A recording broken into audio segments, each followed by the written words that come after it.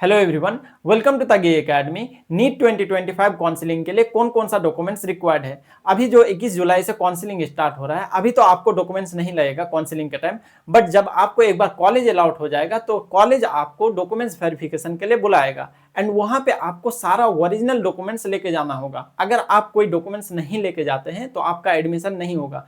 इसलिए हम जो जो डॉक्यूमेंट्स बता रहे हैं आपको सारा डॉक्यूमेंट्स अभी से रेडी करके रखना है। चलिए आइए वन बाय वन करके देखते हैं कि कौन कौन सा डॉक्यूमेंट्स रिक्वायर्ड है नीट 2025 काउंसलिंग के लिए। सबसे पहला डॉक्यूमेंट्स क्या है? Allotment letter issued by MCC. जब आप काउंसलिंग कराएंगे तो आपको कोई जब कॉलेज अलॉट होगा तो आपको एक अलॉटमेंट लेटर मिलेगा, उसको लेके जाना है आपको। ओके, नाउ सेकंड डॉक्यूमेंट्स क्या है? एडमिट कार्ड, नीट का एडमिट कार्ड आपको लेके जाना है and then rank card. Okay, then date of birth certificate. Date of birth certificate तभी लगेगा जब आपके मैट्रिक सर्टिफिकेट में डेट ऑफ बर्थ मेंशन नहीं हो। ठीक है, मैक्सिमम स्टूडेंट का मैट्रिक का सर्टिफिकेट जो होता है उसमें डेट ऑफ बर्थ मेंशन होता है। अगर आपके सर्टिफिकेट में डेट ऑफ बर्थ मेंशन नहीं है तो आपको डेट ऑफ बर्थ सर्टिफिकेट भी लगेगा और ये सारा डॉक्यूमेंट्स आपको ओरिजिनल ले जाना पड़ेगा documents verification time. Okay, now class 10th का सर्टिफिकेट, देन क्लास 12th का सर्टिफिकेट, क्लास 12th का marksheet and 8 passport size photograph. Okay, जो आप एप्लीकेशन फॉर्म फिल करते टाइम दिए थे फोटो, वही सेम 8 फोटो आपको ले जाना है। ठीक है, नाउ प्रूफ ऑफ आइडेंटिटी, इसमें Aadhaar card, PAN card, driving licence, passport, आप कुछ भी ले जा सकते हैं। नाउ अगर कोई एनआरआई स्टूडेंट है, ठीक है, तो उसके लिए पासपोर्ट कॉपी ऑफ स्पॉन्सरर लगेगा एंड एम्बेसी सर्टिफिकेट ये लगेगा and then sponsorship affidavit and then relationship affidavit. ठीक है, जो कैंडिडेट का स्पॉन्सरर से क्या रिलेशन है वो चीज का एफिडेविट लगेगा। ओके, नाउ अगर कोई फॉरेन नेशनल कैंडिडेट है तो सिटीजनशिप सर्टिफिकेट ये सब लगेगा। ओके, नाउ कैटेगरी सर्टिफिकेट का बात कर लेते हैं। ओके, कोई स्टूडेंट अगर किसी कैटेगरी से बिलोंग करता है तो उसको कैटेगरी सर्टिफिकेट लगेगा। अगर कोई जनरल कैटेगरी से बिलोंग करता है तो उसको कैटेगरी सर्टिफिकेट नहीं लगेगा। कोई स्टूडेंट अगर एससी एसटी कैटेगरी से बिलोंग करता है तो उसको एससी एसटी कैटेगरी सर्टिफिकेट लगेगा।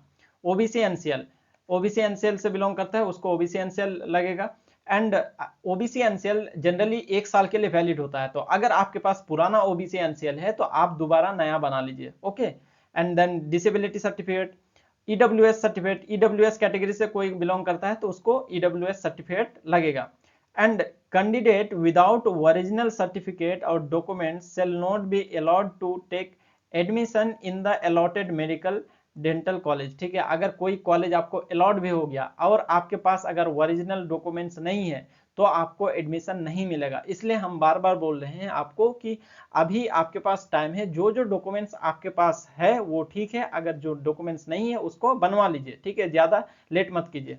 ओके, इसके अलावा आपको गैप सर्टिफिकेट लगेगा। ओके, अगर कोई 12th के साथ ही नीट का एग्जाम दिया है तो उसको गैप सर्टिफिकेट नहीं लगेगा। अगर 12th के बाद कोई ड्रॉप लिया है तो उसको गैप सर्टिफिकेट बनवाना पड़ेगा। सिंपली गैप सर्टिफिकेट कैसे बनाना है तो गूगल में जाके नीट गैप सर्टिफिकेट फॉर्मेट आप टाइप कीजिएगा तो वो फॉर्मेट आ जाएगा। वो फॉर्मेट लेके आपको कोड जाना है और वहां पे स्टाम्प पेपर में आपको गैप सर्टिफिकेट बना के दे देगा। तो ये बहुत बड़ा इशू नहीं है। ओके, एंड अगर फॉर्मेट आपको चाहिए तो मेरे टेलीग्राम चैनल में आप मैसेज कीजिएगा, वहां पे हम सेंड कर देंगे। ओके, एंड ये जो पीडीएफ है ये भी हम टेलीग्राम चैनल में सेंड कर देंगे एंड टेलीग्राम चैनल का लिंक हम डिस्क्रिप्शन में दे देंगे। ओके, नाउ कैरेक्टर सर्टिफिकेट आपको लगेगा and registration and verification slip लगेगा। मेडिकल फिटनेस सर्टिफिकेट, कोई कोई स्टेट में मेडिकल फिटनेस सर्टिफिकेट भी मांगता है, सब स्टेट में नहीं मांगता है।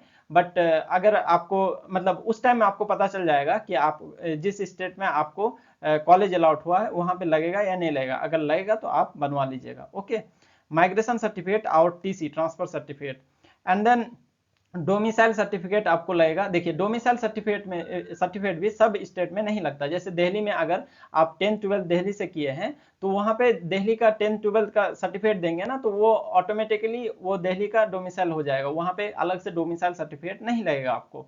नाउ इक्विवेलेंसी सर्टिफिकेट, ये देखिए इक्विवेलेंसी सर्टिफिकेट जो है ये सिर्फ और सिर्फ तेलंगाना स्टेट में अगर कोई कॉलेज आपको अलॉट होता है तभी आपको लगेगा। अगर आप तेलंगाना स्टेट से ही हैं और तेलंगाना बोर्ड से आप अगर मतलब 10th-12th किए हैं तो आपको नहीं लगेगा।